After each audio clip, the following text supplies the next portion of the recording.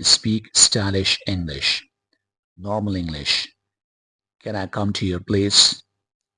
Stylish English. Can I drop by your place?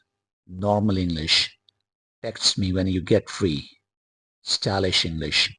Hit me up when you get free. Normal English. Let's talk about it later. Stylish English. Let's put a pin in it for now. Normal English. I like you.